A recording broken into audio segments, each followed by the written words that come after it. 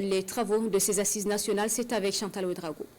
Le samedi 25 mai 2024, le peuple burkinabé prend rendez-vous avec l'histoire. Plus de 300 forces vives de la nation sont mandatées pour statuer sur la suite de la transition au Burkina Faso à travers de grandes assises nationales.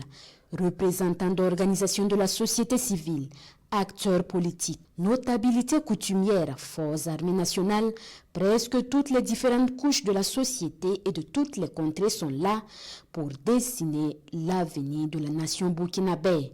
Il est prévu 48 heures de conclave afin de dégager un consensus sur les modalités et les futures orientations de gouvernance du pays.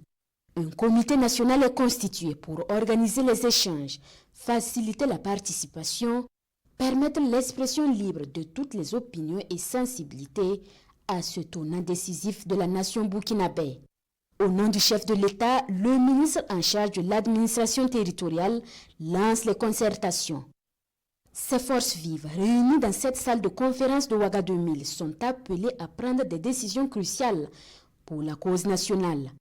Le ministre Émile Zerbo les exhorte à privilégier l'intérêt supérieur de la nation et à faire prévaloir les aspirations profondes et légitimes du peuple.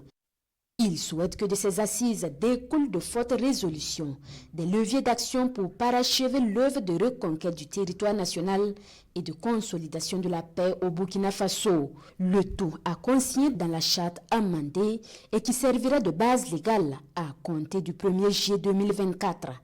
Un débat ouvert et inclusif dans une vision partagée par l'Assemblée qui a une fois de plus démontré l'attachement des filles et fils pour l'intérêt commun, souligne le rapport de synthèse présenté par le Comité national d'organisation. Et dans cet esprit, les participants n'ont pas eu besoin de 48 heures pour concilier les positions et dégager le consensus sur la base des acquis engrangés par la transition et de conclure un pacte social dans la perspective d'une souveraineté assumée. Pendant toute la durée du conclave, la mobilisation était d'envergure à l'extérieur de la salle de conférence.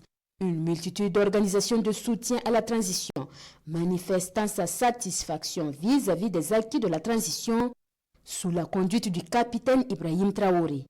Ces milieux de soutien souhaitent une prolongation de la transition et le parachèvement des grandes actions de reconquête du territoire. Les assises nationales se referment à la salle de conférence de Ouaga 2000 avec la lecture du rapport de synthèse, le discours du ministre Émile Zerbo et l'instant solennel de signature de la charte modifiée par le capitaine Ibrahim Traoré.